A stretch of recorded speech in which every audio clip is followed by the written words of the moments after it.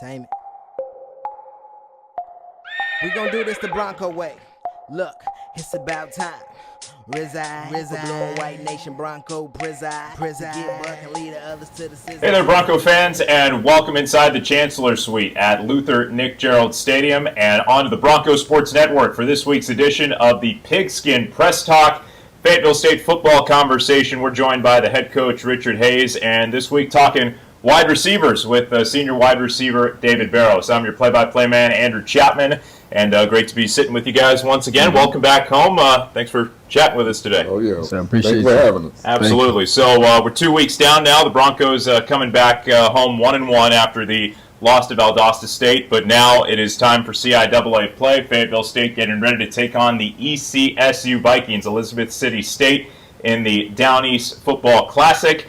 Breaking down a little bit of last week's long road trip down to South Georgia, Coach Hayes. You talked about it in our previous conversation, but that's a group down there with national championship DNA, is what you said, and they are ranked inside of the top 5 nationally now. And it was a good test for you guys to experience that firsthand and really tune up before conference play gets rolling. What were some of your key takeaways from that game, despite ultimately the score at the end of the night? One was the fact that we didn't quit. We got down very early in the game. I believe in the second quarter they kind of opened it up for a little bit from us. And we went in the halftime. We thought we made the correct adjustments. In the first play of the third quarter, they come out. We miss a tackle. They go 73 yards down the field. It kind of broke our back. But our kids didn't quit. Valdosta State was really trying to run us out of Georgia. They continue to throw the ball. They continue to do the things that they do that makes their quarterback so special. But our kids fought. I believe we gave up 6 points after the touchdown, and we lost 34-0, but we learned a few things from that, and we'll try to take it into the conference season. Yeah, David, your season's been off to a strong start. Now, as a senior, you're really one of those leaders in the room, but I go back to the Pembroke game with you and Broncos' second win in school history against the Braves. You put up 116 yards receiving in that one. If you can flash back to that game and just the strong start to your season, how did it feel to really get things going strong? I mean, it was just a blessing to be able to get the opportunity, catch the ball. I like to think in each and every moment, just be in the moment. I don't like to think too far ahead, too far behind. That's just how I play, and I just appreciate the opportunities I get. Yeah. This is the year where you've really emerged as, at least coming into the season, as the top option for the Bronco quarterbacks with the departure of Barry Elliott, one of the stars in the receiving room the last couple of years. That leaves that door wide open for a new star. How have you kind of embraced that role this year with the departure of Barry and new guys needing to step up? And I don't think too big about it. I appreciate them boys. When they was here, I took all the advice they gave me and everything. I appreciate all the tips they gave me. Now, fulfilling a leadership role, I like to lead the younger boys on. I always tell them boys appreciate every moment and just be in the moment and play. And when they get your opportunity, just embrace it. When it comes to the wide receivers, Coach Hayes, what was your message to that group going into the year, the challenge that they faced? Anthony Green, another guy who stepped up into a new role, Manny Ortega-Garcia, a part of the trio as well. But what was your challenge to those wide receivers coming into the year? Just that there was an unproven group. I believe DK came in with the most experience. We had Molly, Harris Strayhorn, and Manny. They were on the team and they played a little bit, but he had all the experience. So we just wanted to challenge that group.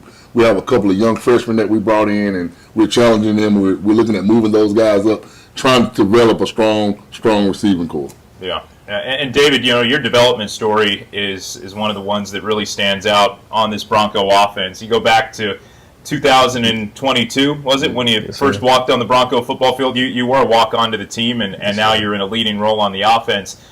You flash back a couple of years, what were some of the goals you had just initially when you first made the Bronco football program and just trying to get involved? Initially coming in, I had a humbling experience through football throughout my life, so I just came in. I just want to work as hard as I can, and I was just appreciated being on the field at the time. I didn't know what outcomes was going to happen or anything. I just wanted to work as hard as I can, and whatever God blessed me with, I trust his journey. So Kahari Lane was quarterback in the room at the time. You also had couple of the guys who are currently still here right now, a part of that quarterback room. But who are a couple of the guys that just embraced you right away in that first year and helped you? But bringing up Kahari Lane and Toshiro Spivey, those are the actual guys that brought me in from Georgia. So, they kind of recommended me to the offensive coordinator at the time, Coach Fagans, and he kind of gave me the opportunity. And Coach Fagans, appreciate my work ethic. So I just came in, and those are the main guys that brought me in. And then the team, they always respected my work ethic. Moving forward from that, and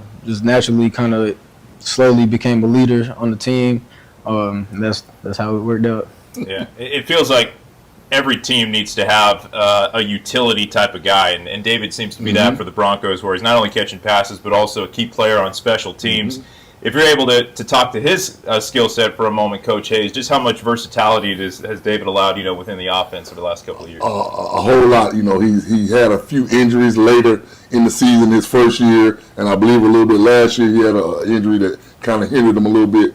But he's always been that Swiss Army knife for us. He also is our holder on PAT field goal. Anytime we're trying to do any kind of fakes or anything, he's in charge of that. So he has a big responsibility as it relates to our special teams and the overall game, the team game in general. Is that one of the most pressure-packed positions on the football field, the PAT holder? You got to be just right for the kicker. I mean, I don't think too much about it. I just catch the ball, make sure I get it down in time. So my boy John Vargas can get the ball in the the field goal. That's about it. Yeah. Yes, sir. What's the biggest key? No laces, right? You got to. That's the hardest part. Try to get the laces around. Right. I think the hardest things, special teams, probably catching punts, man. Oh. But I think the biggest thing is being back there. You just got to relax, not make the moment too big, and just you've been playing football since 6 years old, so you just got to catch the ball. So. Yeah. Well, the NFL game these days is one that's dominated by the wide receiver. It seems like that's the position that's being paid the most in pro football now. Who are a couple of the guys that you enjoy watching on NFL Sunday, either in the past or currently? So in the past, man, my favorite receiver all the time is Steve Smith. I always like looking up to him. He's like one of them smaller dudes. I wouldn't say he's the fastest, strongest, biggest on the field. He always just was a dog on the field, and that's the person I can relate to the most on the field, and that's so I kind of try to attack every game with that mentality. Yeah, Carolina Panthers could use some receiver help these days. They need another Steve Smith in the building with the way things are going right now. Anyways, back to Bronco football. The Vikings await FSU this week on the road, Rocky Mount, North Carolina, neutral site game as the two sides come together for the first time since 2021. That was pretty shocking to me, Coach Hayes, when I was looking over the head-to-head. These two sides, despite being conference opponents, haven't seen each other in basically 3 calendar years. How does that make the preparation process a little different for you going into this one when you haven't seen a group for a couple of seasons? Well, it's a little different in that, Coach Hilliard is the coach now. Before it was Coach Jones. So Coach Hilliard and his staff, I believe they're in their 3rd season. They're trying to build their program the way he wants it to be in his liking. And we know he's hungry, they're eager. This is a big game for them. This is one of their bigger crowd games. And we know what to expect. It's going to be a festive atmosphere, whole lot of cookout smells, and a whole lot of Frankie Beverly music playing. So we're going to have to block all that out and focus in on Elizabeth City. They're 2-1. They're on a 2-game win streak right now, and they're flying high. So we're going to have to focus on ourselves and kind of get what happened to us last week off our back. So we'll be prepared. Yeah. Flash question: favorite cookout food? Tailgate Tailgate food. Now it's got me hungry. What's the favorite? I'm gonna stray away from the shrimp and grits. But I don't know, cookout food, man. Let's go.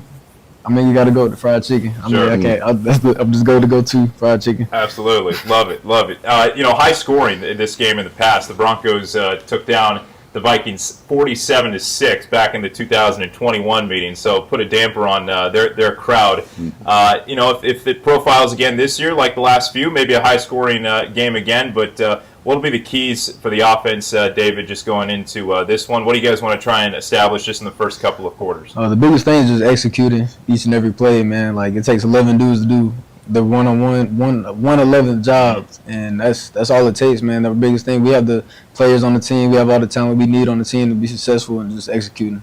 What would you say that your chemistry is at this point with the quarterbacks that you have in the building. So Damari Daniels, we talked about Kahari Lane. Obviously, he's no longer here, but Damari, Caden's been around about as long as you have as well. Your relationship with them at this point in your career is where? Well, Damari came in as a freshman when I first got here, when I first walked on. So I have a pretty well relationship with Damari, man. You know, we always talk about each other, talk about different routes and our depths and, you know, but where the ball should be at certain times. We always had that communication, so we have a good relationship as well.